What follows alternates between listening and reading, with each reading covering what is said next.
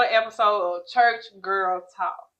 Today's special guests are my friends, Miss Veranda Johnson and Miss Kiara Howard, soon to be Smith. Like it. So welcome, ladies. Hi. Hey, friend. How y'all feeling? A little nervous, but you know. Woo. Y'all good? You sure? I'm good. Yeah. Hey, let's do this. I'm ready. Right, I'm ready. Let's go. Let's start off with the first question, so hopefully I can just relax. Okay. Everything will be okay. We got this. Okay, so the first question is, okay, in Mark 2nd chapter, Jesus healed a man because of his friend's faith. Have you ever experienced blessings or breakthrough because of the prayers or faith of those around you? Have we? Yes. Oh. Who wanna go? Go ahead. I'll go. Okay. You know, it's really important that you make sure you're connected to the right people. And until recently, literally like what, 2-3 months ago, this is my homegirl, right? Like this, she holds me accountable. Anytime I need somebody to pray for me, her and my best friend Nikki, them the main two. But God has graced me to have 3 other sisters, and I love them dearly, all from different walks of life. We're the intercessors, literally. And all I have to do is just shoot a text or send a voice memo. Hey, a little shaky today. Somebody pray, and like immediately, I can be in Tupelo.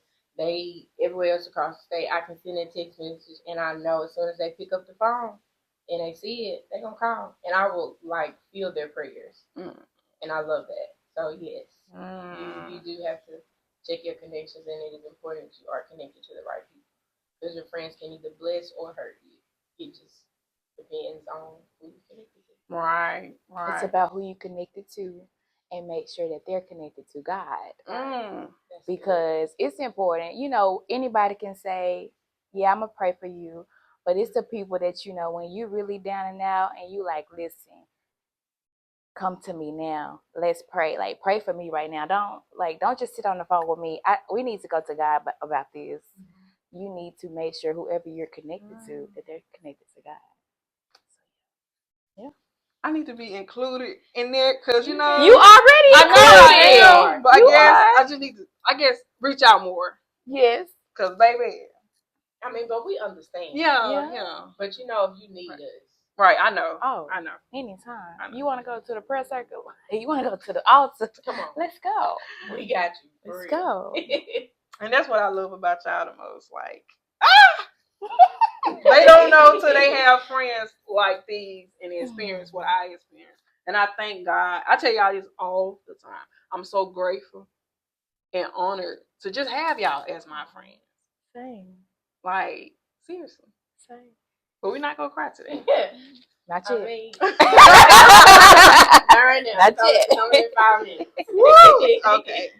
So, how do you know when a friendship is God ordained versus when it's time to walk away?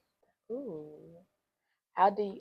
So, I feel like a God ordained friend is one of those that no matter what, it don't matter how bad the friendship goes, it don't matter how bad you say things, that friend is, you know, like they say, make sure your relationship is on a strong foundation. It's the same with a friendship. Make sure your friendship is on a strong foundation. God has to be the center of their friendship. I feel like if it's a God ordained friendship, that they know, hey, you know what, let's just step away. And when we come back, nothing's gonna change. Wow. Nothing's gonna change. That it doesn't. When a friendship is true, no matter, like she said, no matter how long you go without speaking, no matter how long you go without being in each other's presence, if that's a true friend, and you know they rocking with you, like, can I use you for an example? Can I? Yes. So let's be real. So me and Akila, we met at Ole Miss, right? Yes. And I left Ole Miss. We kept in touch here and there, but not like we, you know. Right. And we separated. We have our lives, but look at us now. I love it. So do you not think that's a God ordained friendship? Most definitely. I wouldn't doubt it. Come on. So yeah, I love it. Love it. Love it. So what advice would you all give other people regarding friendships? Ooh, Just in general. So the Lord. This is the Lord because I was riding down the road and I was thinking about us. For some reason, I was gonna talk about friendships, but you know how people be saying no new friends. Drake had that song, no new friends. Yeah. Y'all, let me tell you something. You want new friends, Right. okay? Because yes, this is my home girl. Been on her since grade school. Met her in college. Met another friend. You know, I'd have met so many new friends. Even our intercessor groups, I didn't get connected to them till I'm grown. But I still got some childhood friends. Just get as many Christ-centered friends as you can. As many. And don't be feeling like, oh, I don't need no friends. I'm good by. No, you're not. The Bible. I'm not a Bible scholar, but the Bible speaks about being a friend and having friends because you have to fellowship together. So open up and receive friendship and also be a friend. She said it all, but I actually kind of want to go back a little bit because you talked about how you know a friend that's God ordained versus like a distraction. I feel like when it comes to having a friend, and the best way you can identify them as being a distraction is if you start going against your moral compass. If you start participating in activities that you like were flat-footed against, and then you started doing them, example, partying. Kudos to whoever partied. I knew that wasn't me. I knew, like as a little girl, that the club scene, the partying, it was not for me. Did I participate? Yes, but I was just like, I'm ready to go. But I did have friends that I talked to. Some of them in college. I don't really talk to them. I still talk to my college roommate. Well, both of my college roommates. They're my homegirls too. Love them dearly. Hey Kelsey. Hey Anna. But I knew then, like the group that we were in, I knew that they were sort of a distraction when they started doing stuff. And then it was like they would try to make me feel like the villain because I didn't want to. And I'm like, well, Lord, like you said, you want new friends. And I'm like, if these gonna be the new friends, take me out. Like I don't need that. But I feel like in order for you to determine whether a friend is actually God ordained or distraction, if you feel like you're going against your moral compass, and if you try to talk to them and they make you feel like you're wrong or you're the villain, that's a distraction, boo. It'll hurt in the beginning when you let them go, but sometimes it's like ripping a band-aid off. It's gonna hurt temporarily, but I promise you, I'd rather deal with that pain then than deal with that pain 5, 10, 15 years down the road. Right. Good. Okay. Good. Okay. Getting deep. I love it. Okay, so the next question is, what does it truly mean to battle the flesh as a believer? Girl. Ooh. To battle the flesh as a believer, you really have to decrease yourself. And you really got to go learn the Bible for yourself too. Now you can go on TikTok because I do it too. We can listen to all the TikTokers, the TikTok preachers, but if we don't get up and read our Bibles ourselves, we ain't gonna know. But you got to really, lower yourself and think about what does God want me to do? Is this what God wants for me? And you have to be like, because let's be real, we all didn't want to cuss somebody out. Right. And when you get to that place now, you like, I can't clap back like I used to. You know what? Okay, that's fine. It's lowering yourself to be the better person. It's hard. But I always think, what would Jesus do? Then I have to remember I'm not Jesus. But I'm striving to be like him, I'm striving to be like him every day. So it's a challenge. You said it all. But let me clarify. I feel like in our generation, anytime you hear flesh, it's always a 3-letter word. Yes. But I mean, that's a part of it too. But more so for me now, that's a struggle still. But it's what she was referencing when somebody is constantly coming at you, or you you being wrong, and it's like, okay, God, you see this, I'm finna say something, and then he just be like, He shut you up. He shut you up. Mm-hmm. And then, like, for me, in my head, it made me feel like, oh, they done punked me out. But they really haven't because what he doing, he is, what is it? He's refining me, so to speak, so that when that trial comes again, I'll be able to stand a little longer. It's not that it's not gonna mean that anybody can come and try me because I'm not that yet. I'm not my amazing pastor. I am not God. I am still flawed. Yes. However, I'm not as quick to respond. I'm not as quick to want to get my lick back. Thank you, Jesus. But I mean, I do understand because in my head, in my mind, I feel like, okay, well, God, if I get back at them, then there's a blessing down the line. I don't block my own blessing, right? And it say nothing shall separate me from the love of God.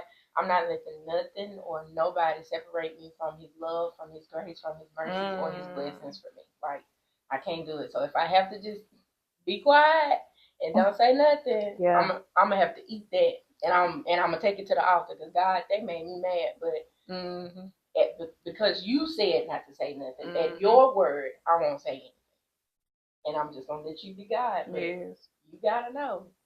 But I can't. Just to add to that, how do you get there? How do you get there? I can speak for me. I can speak for her a little bit too. Fasting and praying comes with that. I used to be like, oh, you don't got to fast. I'm not gonna lie, but fasting comes with that. It really molds you. It really helps you to know, yep, I don't have to say nothing. Fasting and praying, it really lets you know, because you get a deeper connection with God. It's a deeper connection with God to know when God tell you to shut up, you're not going to second guess what He's telling you because you know what? We hear God. I hear you. You know better than I do. So you fasting and praying helps a lot to help that flesh go down. Okay. And it helps to have friends who understand fasting and praying as well. Going back to friendships. Yeah. You have to be surrounded by like-minded people. Most definitely. Fasting is not easy at all. It is not easy. To any new Christian, a seasoned saint, fasting is not easy. And it's not always pushing that plate back, although that's what we do. You can fast from different things, but we'll talk about that later. I know you got more questions. Oh, baby, come on. We got time. We got time.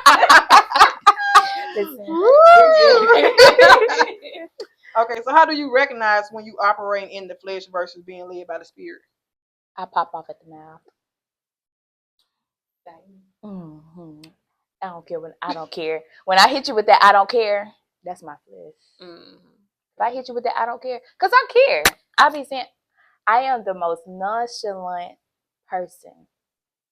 But I really care deep down inside. I just don't like to show it. Gotcha. I cannot believe I just said that on camera.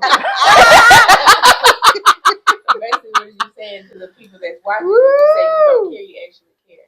Got it. It's okay. So, how do you weaken the flesh? Fasting and praying.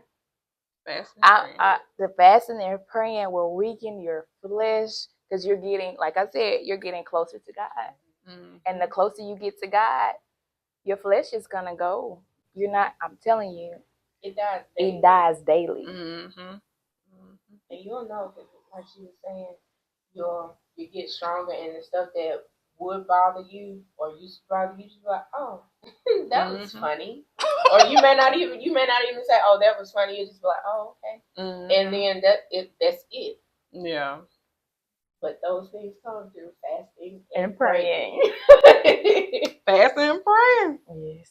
I just started fasting this year. I never in my life fasted before. What's your experience like with fasting? Well, I'm a beginner, so I'm still learning. Me too. We are too. Okay. Girl, we are. But I did it 3 days, and man, I love it here. It's not easy. It's challenging, but I see results that's come from it. Same here. Same. And our pastor is so amazing. She sent us scriptures that we have to read because we fast from 6 to 6. Right? Yeah, we fast from 6 to 6. And with me being at work, and you working in the public and dealing with other adults and dealing with children with special needs. my career, it can be quite the challenge because I'm so quick to just pick up a little snack and just keep going because sometimes I work through lunch, depending on when my kids get picked up or whatever. But these past few weeks that we have been fasting, it has really taught me to, just keep my face in His face or in His presence because it's hard out here. These Christian streets when you are really when you really seeking for a relationship and you're not seeking Him because you want to gain materialistic things. You're seeking Him because you want to grow stronger and deeper in Him. And my advice would be to find an accountability partner. Always find somebody to hold you accountable in your fast. I have a friend that when she goes on a fast, she tells other people, I'm sure, but I'm that friend. I call her every so many days. So how your fast going? You making it? You ain't gave in yet, have you? Like, just to you read your Bible. And another thing that I have introduced them to doing, record yourself. Like, do a video journal to like see your transformation. And when I say, you will be surprised to see the first day, 2-3 days later you might be crying, but then you're gonna see a change. Like you said, girl, you're gonna be like, what? I did that. You're gonna see a whole different change. I want to try that one. Try that one. Okay, so have you ever experienced a season of isolation or depression? If so, what did it feel like for you? Isolation and depression. Yes.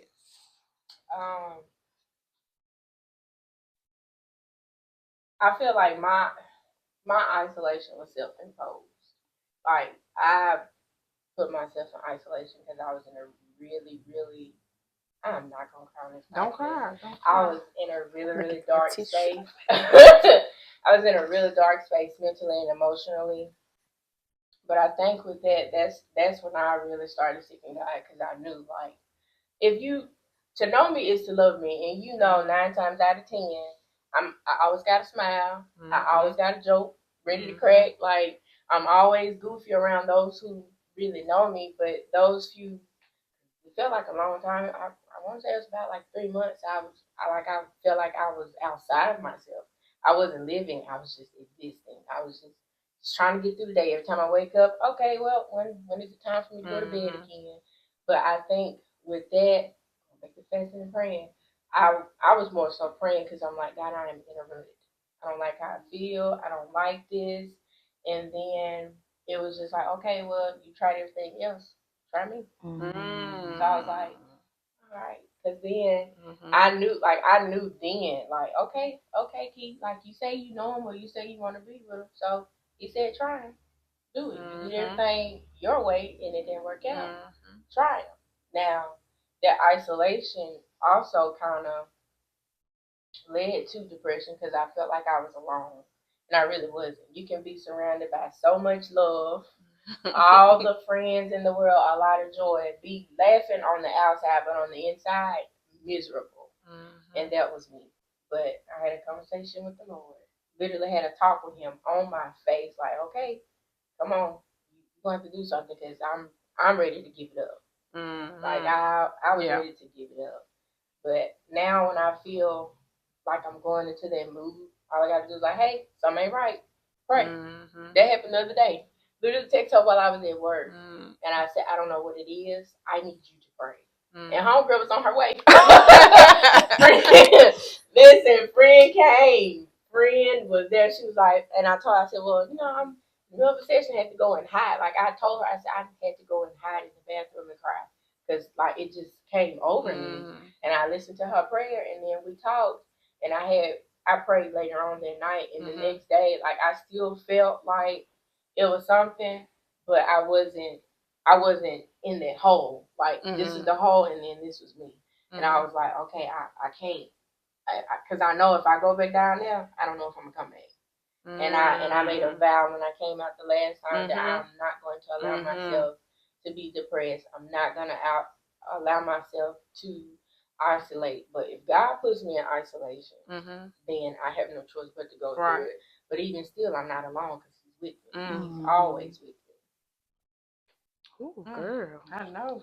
Ooh, wait, what do I say after that? I done forgot the question. Need me to repeat? Mm-hmm. Have you ever experienced a season of isolation or depression? If so, what did it feel like for you? I've experienced them both separately and together. Um, Depression was dark. It was real dark. Especially as a single mom, it was real dark. Um, it was a lot of hurt. It was a lot of not regret. Is not the word I'm looking for. It was a lot of. I felt like I let my child down more so a lot of times. So it was a dark place, even though she might not have even understood. But I felt like I let her down as a single mom because she had a one parent household. I always wanted her to have two. So that depression was very dark. It was more so of me trying to please her and not myself. So I put myself in depression and I isolated myself from people. But it was hard to isolate myself from people because I love people. Right. So it was kind of hard. So whenever I got to where I wanted to isolate myself from people, they was like, what's wrong with you? You're not just, they come and pull me out of my dark place. But before I went to the church that I'm at now, God did put me in isolation for a year, I think, a year and a half, where he made me go to, like, I was around people, but when I was at home, I had to learn how to go to God by myself. I had to learn how to go in my room, get on my knees and pray. And that was the isolation where it's like I wanted to pick up the phone and call somebody and I couldn't. He said, no, you got to talk to me. So I'm grateful for that isolation. But yeah. Okay. Wow. Won't he do it? Won't he do it? Girl. It can be a beautiful thing. Yes, it can. Yes. If you fully commit and submit to him, it's tough at first, but I promise. Because can you highlight that part like real quick? When you think about it, people are when you say yes to God, they make it look like this pretty rainbow. Like it looks like, oh, when you say yes, it's gonna be amazing. Come on, say yes. Yes. Oh, you're gonna get everything you want, everything you need. It's gonna be right there at the foot. Let me tell you something. It's gonna be there, but they don't tell you the work you have to go through. They don't tell you you're gonna lose friends. You may this family disown you. You may lose a job. You may lose a car. Something is going to happen. Something is going to happen within when you say yes. Every time you say yes, something is gonna come against you to see are you sure you're saying yes? You sure you want to say yes? You sure? Are you sure? Are you sure? Okay. Let's see how sure you are. Right. So it's like, so I mean, I don't say that to detour anyone from coming over, Right. because the work is worth it. The work is worth it. I mean, I remember when I was outside, I was drinking, I was doing all this stuff, and y'all, I was looking at a video. I was looking at a video of myself, and I mean, I was singing. I had been drinking and everything, and I look at the video. I'm like, I was just covering up pain. I was just covering up pain. That's all I was doing. And now I could turn my music on and sing and be happy, but it's a whole different glow. I see the difference because I wake up and I choose God every morning. I don't do nothing else without choosing God. I ain't saying I get up every morning, pray, and read my Bible. That's the first thing I do. I'm not perfect, but I do get up and I choose God every single morning now, and it's a different glow. And I thank God for that glow. Yes, Lord. Yes, Lord. So have you ever felt like God was distant or silent in your life? And how did you navigate that season, and what did it teach you about your faith? God, I am on your altar every day praying to you. Do you not hear me? And I'm praying for other people. Listen, I'm serving. I'm serving faithfully. I'm praying. I'm giving. But God, what about me? But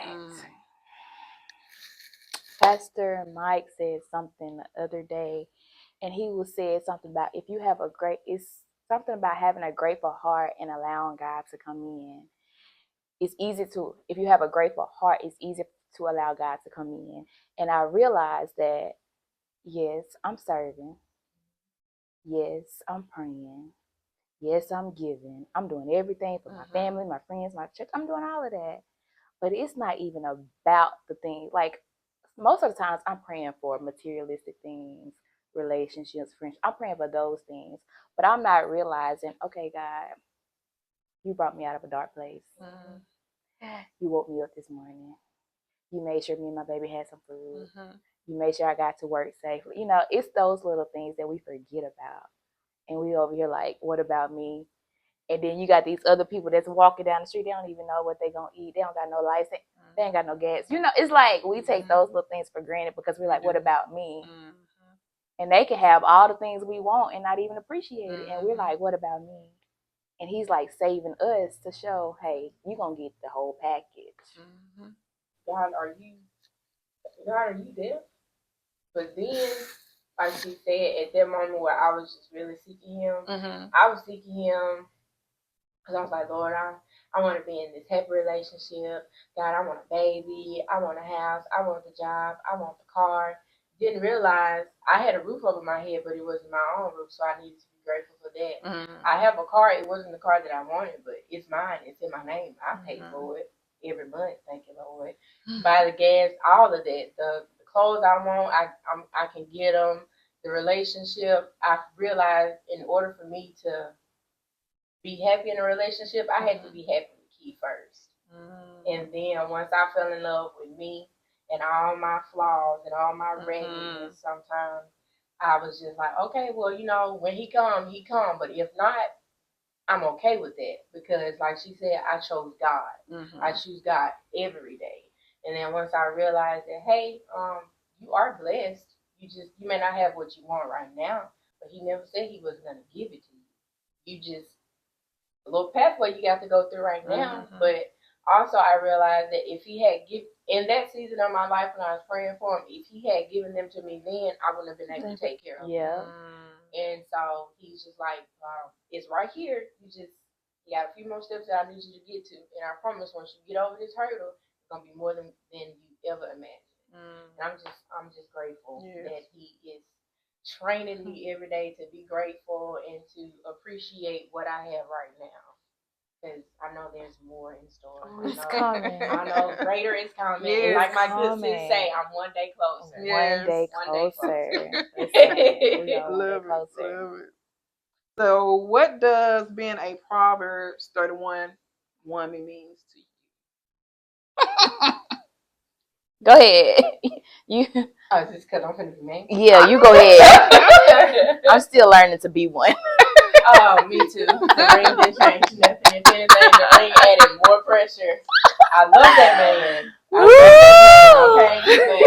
But yeah, I feel like there is more pressure when it comes to making sure you're a Proverbs 31 woman. First of all, I feel like the best way to be a Proverbs 31 woman, you have to be secure in who you are in God. God before anything else. Once you're secure in who you are in Him and that He has called you to that certain position in life, then you need to be secure in who you are as a woman and who you are with your partner, who you are with your kids. How do I want to put this? I feel like, because if you are not familiar with Proverbs 31, it's talking about being a woman that is submissive, a woman that takes care of her household, a woman that takes care of her children, and all those that she interacts with. I'm paraphrasing. However, I feel like, might be controversial, I feel like in order for me to be submissive to a man, I feel like, and I believe that man needs to first be submissive to God. That's right. Because if you're not submitted to Him, you can't expect me to submit to you. Like if you don't allow Him to rest, rule, and abide in your life, then I'm sorry, you're not gonna be in my life. I'm not gonna submit to you. I'm not gonna take care of you. I'm not gonna love you the way that you expect me to be loved. Like you're not gonna get no hot meal every day. I'm sorry. I work too. Okay. I work too. But I will make sure food is at the house. I don't care if we gotta get McDonald's. It came out of my pocket. I used my debit card. We got it. We're gonna eat. We're gonna bless, and we're gonna love each other. But I said all that to say, in order for you to really be a Proverbs 31 woman, know who you are in God, know who God has called you to be, And I can speak from that because I'm slowly walking into who He has called me to be. And it's been confirmed multiple times of what I'm supposed to do and who I am. And I'm just now at the threshold of, okay, God, this is what you want from me. If this is what you put on my plate, I'm going to eat it. If this is who you call me to be, I'm going to be in it. And don't just do it because you're expected to do it.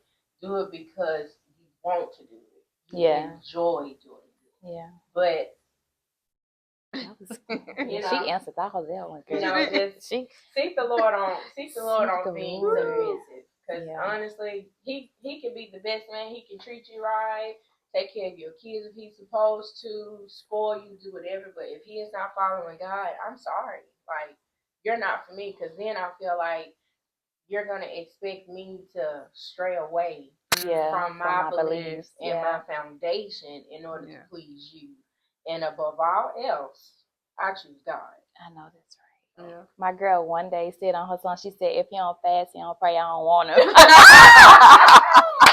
Clock it. But yeah, that's very important, and that's where I am. Like now that I'm trying to put myself back out there today, is making sure that, like where I am in Christ is very important to me. I don't expect him to be exactly where I am, but I expect you to strive, that you do put God as your forefront, because being submissive is not whatever you say goes. No, sir. It's not whatever you say goes. Because one thing we're going to do, we're going to pray before we do anything. We're not going to make an answer just because you feel like it. Because did God tell you that? Right. Did God tell you to get up and move? Because I don't know if God told me to get up and follow you. Because if God is not the forefront, I'm not. No. There you go. But you did good, sis. You did good. I heard somebody say, my Proverbs 31 woman deserves an Ephesians 5:25 type man. And do. And nothing less. Woo! I had to go back and read Ephesians 5:25. Woo! I'm gonna sing you a song, girl. Okay. This girl got a song called Ephesians 5. Girl, I play it. I'm gonna sing it to you. I'll listen to it. Because I need you to love me like Christ loved the church. Yes. Okay. That's very important. I need you. It is. Love me like Christ loved the church. I'm not saying you got to be holier than thou. Right. But love me like Christ loved the church. I want love is patient, love is kind. I did a video journal, and I said, when the time is right, it's gonna feel right. The person gonna feel right. The time gonna feel right. I'm not gonna have to doubt it. I'm not gonna be confused. It's gonna be right. I'm gonna submit without second guessing. Yes. Like I'm just gonna be like, okay. Listen, the time another day closer. Yes. We all deserve love. We do. In the purest form. Yes. In the purest form. We deserve to be respected. Because as Black women, even on TV, they portray us to be just so angry, so bitter. Like we don't know what love is. But we know what love is. We feel God's love every single day. We're not taught what love is. But once we feel God's love and we experience it, then we know what love is. And we're not going to settle for the bare minimum. So, what advice would y'all like to give young ladies? Know who you are. Know who you want to become. Know what you want to be or do in your life. And go for it wholeheartedly. Be bold in whatever it is you want to do. If you want to do hair, do it. Do it. If you want to write plays, do it. If you want to write movies, do it. I mean, I don't know if you want to be a girl boss, HR, do it. If you want to work with kids and, make sure that they excel to the best of their abilities at different stages of life, do it. Right. And do it boldly. Find joy in whatever it is that you want to do and go for it. And don't let nothing or nobody stop you from achieving your goals. Because at the end of the day, they gotta end. I'm just but They gotta end. Oh my. no, but at the end of the day, you want to be able to look in the mirror and be like, girl, you did that. Mm-hmm. Yes. Girl, I did that. So do you, boo? I know that's right. My advice would be my life motto: be you, do you, for you. Simple. Everything she said, be you, be your authentic self. You do not have to put this mask on to be who everyone say you ought to be or what the world say you ought to be. Be who you want to be. Do you. Do whatever you want to do in life. I don't care if you want to play basketball. I don't care if you want to do hair. I don't care if you want to be a race car driver. Just throwing something out there. Do whatever makes you happy. And when I say for you, don't do it for your mama, don't do it for your daddy, don't do it for your husband, don't do it for your kids. Do it for you. That's all I got. Okay, well, thank you, ladies, for coming on to Church Girl Talk. Of course. I enjoyed this. Girl, this is so fun. I love it. We could have kept talking. Look at you. I told you. We could have kept I knew talking. But thank you all for tuning in and stay tuned for more. Bye. There is nothing you cannot do. There is no mountain you cannot move. So when you talking, I do this, I'm be like, You gonna be like, what? are we action, like live in action? Yeah, but I'm gonna edit it out, you know. Ain't got Girl. nobody hit play. My little sticky note won't stick. Please tell me you have a blooper reel. She need a blooper. She need to do bloopers. You might have 1, 2, 3. Yo, soon to be last night gonna be Smith, right? Yes. Okay, I just want to make sure when I. Oh, she is ready.